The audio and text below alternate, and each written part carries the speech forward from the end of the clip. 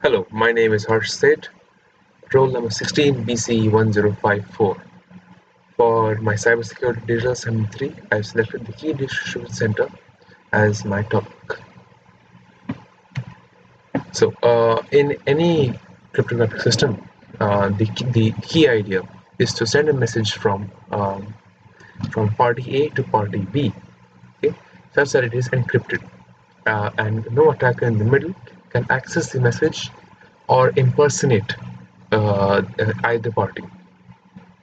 One way to do this is to take the message, encrypt it with the key which both Alice and Bob in this case know, and send the encrypted message over to the party B, Bob in this case. Since both Bob and Alice know the key, they can decrypt the message and find out its contents. So now, but for this to happen, they will need to know the keys. This is a symmetric system. Okay. So if Eve, the attacker, would know about the key or the message and has an idea of it, the attacker can use cryptanalysis to determine and reverse engineer possible keys and eventually make the secure channel unusable. So now one of the greatest difficulties about this system is key management, because suppose if you have one party, okay, and you have many recipients, you'll have to maintain a key with every recipient, knowing that which key belongs to whom, when to apply which, and a single key cannot encrypt the message for everyone. So in an n party system, there will be n into n minus 1 by 2 distinct keys, and this means that suppose in this case, person A will have a key for everyone. 2 will have a key for everyone, so on and so forth. This is a large number of keys. Now there are many ways to it. One is to use public keys or the asymmetric key system, in which party A will have a public key and a private key, and would maintain and would not reveal the private key to anyone. The public key will be known to all. Uh, any message this person encrypts with his private key can be unlocked with the public key by any of these. This ensures that all the trusted recipients will only they will be able to access the message. However, this has a drawback. The drawback is that this person cannot decide whom to, allow if they have the keywords.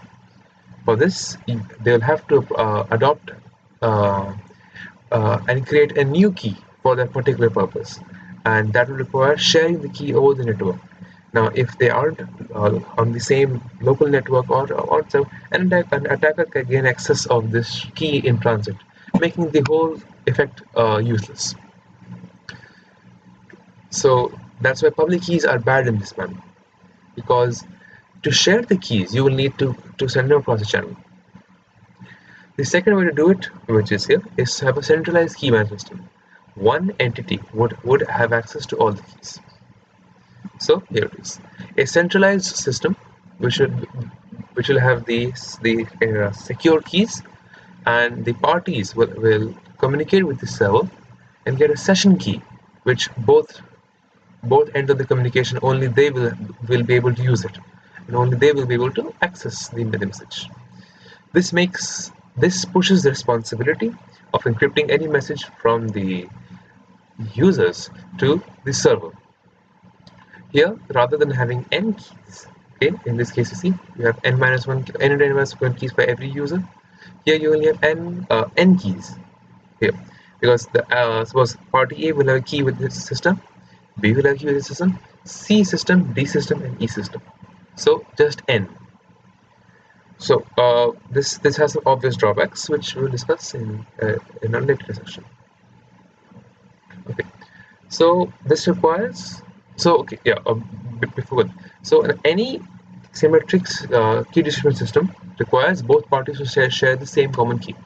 Now the issue, like I mentioned, is how would you transmit this key from one side to the other?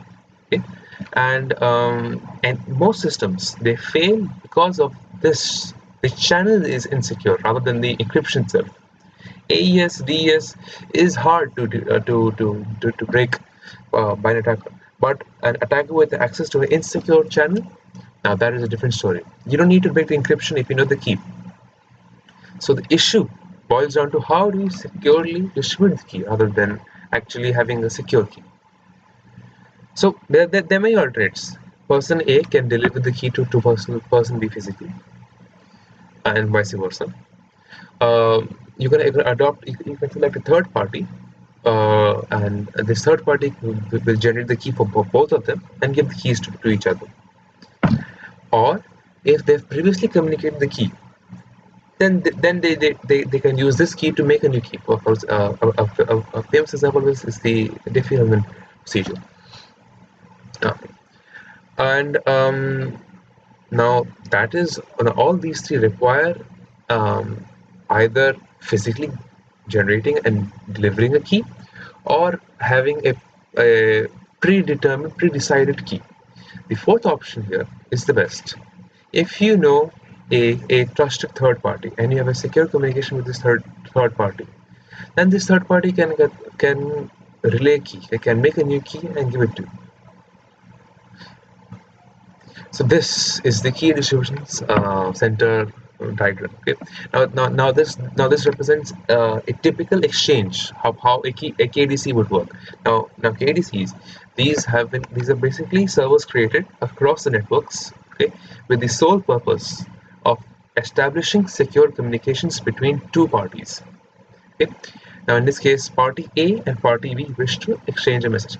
Specifically, A wants to send a message to B. So for this to happen,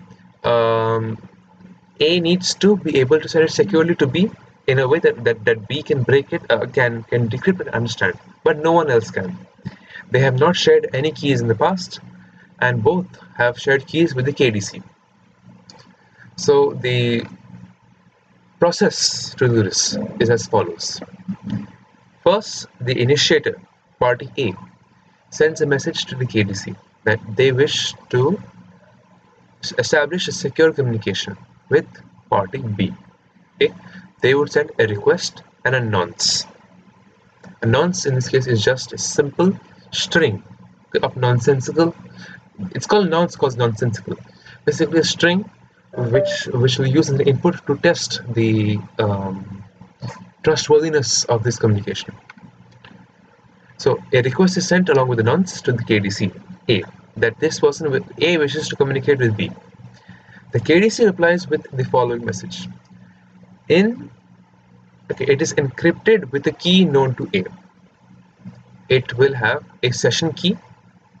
It will have the request sent by A, the nonce sent by A, and a token. This token is encrypted with the key shared with KDC and B. And that's it. So to reiterate, the KDC sends a message to A with the key, the session key, the request, the nonce, and a token. Now A will be able to decrypt it because it is encrypted in the key shared between A and the KDC. So once decrypted, it has access to the session token, its original message, and this token. It will not be able to decrypt the token because it is encrypted with another format. A then sends this token to B, starting the initial communications with B.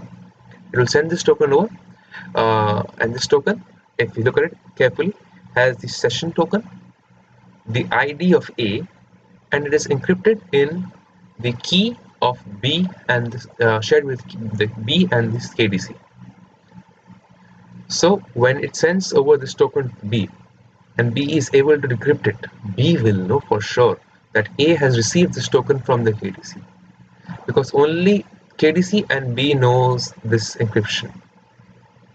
Okay, so far A sends a request to the KDC sends back a long request with the original request, session key, and a token encrypted in the key between A and KDC. This token A sends to B, and the token is encrypted in the key between B and the KDC. When it is able to decrypt it knows that A had communicated KDC and received this session key. B then responds to the A with a nonce, a second nonce, encrypted in the session key, which is provided by the KDC. Okay. Now, both parties have a function, a predetermined function. Okay. What A does is it decrypts the message in the session key provided by the KDC. It extracts a nonce, applies this function on the nonce, and and encrypts it again in the session key and sends it to B. B on its end applies the same function on the nonce because they had shared the function before. They know the predetermined function, applies the function on the nonce, and compares this output and the output it had. If both match, then there is, beyond a doubt, it is known that A and B have a secure communication. A had been verified by the KDC due to this token. A received a common encryption key through the KDC. They had communicated with each other and understood that they both are from the same system using this function, which converts a nonce. Sends a nonce, it applies the function on the nonce, it locally applies the function on the nonce, and both outputs match. This way, we have established a secure communication. All future communications between A and B will be encrypted using the session token, KS. Okay, so this system seems great on purpose, on paper, and it is used widely, but it has a few issues. For a large network, you must have a hierarchy of KDC. Basically, the thing is, if you have a large network, then the network load on these KDCs will be high. Secondly, what will happen is that if you move from domain to domain, then you send a message to your KDC, will contact a global KDC, will contact the KDC of the party B, will contact party B. So that way you have a chain, okay? And session keys should have a lifetime. That way, after a timeout, it will have to generate a new session token, so that to remove any possibility of attack between this time. Suppose an attack got hold of the session key, a new session key will be in place, and the channel will be secure once again. And finally, the keys can be given different purposes. If the keys, along with this token here, you can also add an extra permissions field into it, which B will understand. This permissions field will tell what all A can access, which was determined by the KDC. So you can add scope of access as well. All right. So once again, my name is Harsh Seth, roll number 16BC1054, and this was my presentation on key distribution centers. Thank you for your time.